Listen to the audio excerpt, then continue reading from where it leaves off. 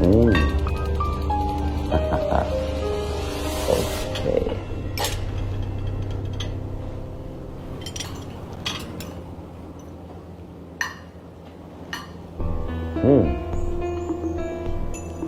แซงว่ากุ้ง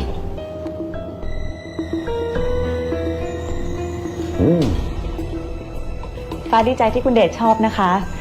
เอาไว้เดี๋ยวฟ้าจะทำอาหารอย่างอื่นมาให้ชิมอีกค่ะ ต้องอย่างนี้สิจ้าน้องฟ้า น้องฟ้าเนี่ยทำอาหารได้หลายอย่างเลยนะคะคุณเดช ทั้งอาหารคาวหวานไทยจีนฝรั่งนี่ทำได้หมดเลยค่ะ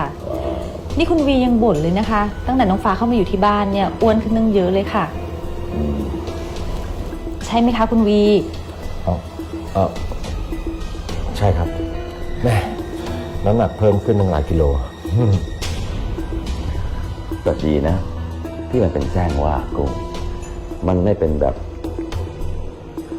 แซงว่าดีแซงว่าเร็วแซงว่ารวย หรือว่าแซงว่าบริสุทธิ์ผุดผ่องอันนั้นผมจะอ้วกนะสะอิดสะเอียนไงพวกหน้าไวหลังหรอก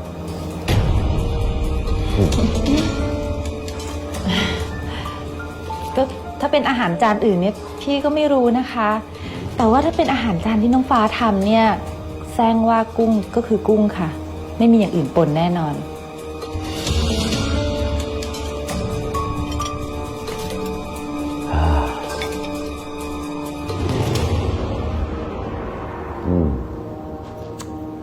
แซงว่ากุ้งไอ้คนที่อยากจะได้